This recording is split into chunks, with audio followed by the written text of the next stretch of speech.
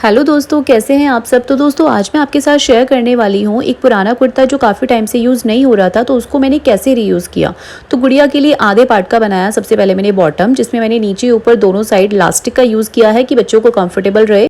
और अब बनाते हैं बेटी का क्रॉप टॉप। क्रॉप टॉप बनाने के लिए सबसे पहले मैंने कपड़ों को आयरन कर लिया, क्योंकि कपड़े थे बहुत ज़्यादा सुकड़े सुकड़े, जो मुझे तो मशीन चलाने में दिक्कत आती है क्योंकि मैं भी अभी बिगनर हूँ। तो आयरन करने के बाद कपड़े काफ़ी अच्छे से सेट हो गए थे और कटिंग करने के बाद मैंने साइड रख दिए।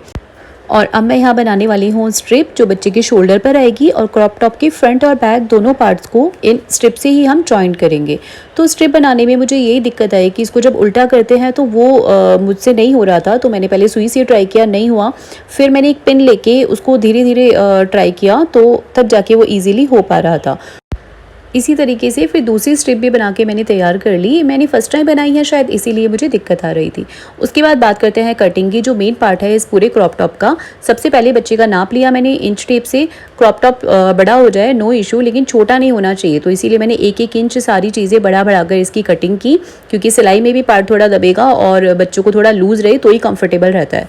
तो इसकी आर्म्स की और शोल्डर की अच्छे से नाप लेके मैंने इसको कट कर लिया। इनर और जो मेन कपड़ा है दोनों को मैंने एक साथ ही काटा, ताकि फिर बाद में जब मैं काटती हूँ ना तो फिर ये छोटा बड़ा हो जाता है। तो इसीलिए एक साथ कटेंगे तो थोड़े इक्वल ही रहेंगे, जो सिलने में भी थोड़ा इजी रहेगा। तो बड़ी आराम से मैं इसकी कटिंग कर रही थी कि गलत कट ना हो जाए। और उसके बाद इनर और कपड़े दोनों को एक साथ रखेंगे और बीच में जो स्ट्रिप मैंने अभी बनाई थी ना शोल्डर वाली, उसको बीच में रखना है और सीधा पार्ट इसका उल्टा रहेगा कपड़े का। तो यहाँ से हम इसको सिल लेंगे और सिलने के बाद पलटने से पहले जहाँ जहाँ कर्व वाली सिलाई आती है वहाँ थोड़े थोड़े कट्स लगाते हैं, ताकि कपड़े में खिंचाव पैदा ना हो।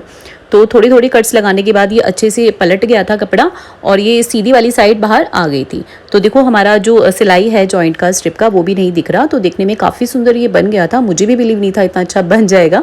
अब इसका जो बैक साइड है वो भी हम सिलते हैं। तो पहले इनर रखा, बीच में जो स्ट्रिप के जो दूसरा वाला कॉर्नर है वो मैं बीच में रखूँगी और इनर का उल्टा, मतलब इसको उल्टा रखना है जो हमारा बाहर वाला पार्ट है। तो उल्टा रखने के बाद दोबारा हम इसकी शोल्डर और नेक की साइड पूरा इसको सिल लेंगे और जहाँ पे आर्म्स आती है ना वहाँ से भी इसकी सिलाई करनी है, ताकि इसको हम पलट लें।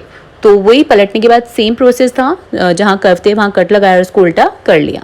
अब थोड़ा फ्रिल लगा देते हैं नीचे, क्योंकि क्रॉप टॉप थोड़ा बोरिंग सा लग रहा था मुझे। तो जो कपड़ा बचा हुआ था उसके मैंने फ्रिल बना लिए और उसको मैंने क्रॉप टॉप के बॉटम पे लगा दिया। तो फ्रिल लगाने से क्रॉप टॉप बहुत सुंदर लग रहा था, लेकिन इसकी ब्यूटी को और इन्हेंस करने के लिए मेरे पास एक लेस का टुकड़ा पड़ा हुआ था, तो वो लेस मैंने जॉइंट पे लगा दी फ्रिल के, जो बहुत सुंदर लग रही थी देखने में। और ये कुछ कुछ चीज़ें मेरे पास, जैसे कैप का एक फॉर्म पड़ा हुआ था, कुछ मोती पड़े हुए थे, तो उनका भी मैंने यूज़ कर लिया, क्योंकि ऐसी चीज़ों को मैं रख लेती हूँ। ये कभी भी इस्तेमाल में आ जाती है, जो काफ़ी सुंदर लगती हैं और इन चीज़ों का रीयूज़ भी हो जाता है। तो इस तरीके से सारी चीज़ बनके मेरी तैयार हो गई थी और फिर सोचा गुड़िया के ऊपर ट्राई किया जाए। तो ड्रेस जब इसने पहनी तो और ज़्यादा सुंदर लग रही थी। होता है ना कि जो कपड़ों की जो शोभा होती है वो बच्चों के पहनने के बाद ही निखर के आती है। तो काफ़ी ज़्यादा खुश हुई किट्टू इस ड्रेस को पहनने के बाद। और मेरी वीडियो को प्लीज़ लाइक कीजिए अगर आपको थोड़ी सी भी अच्छी लगी, और चैनल को सब्सक्राइब कीजिए। Thank you so much video देखने के लिए। Take care.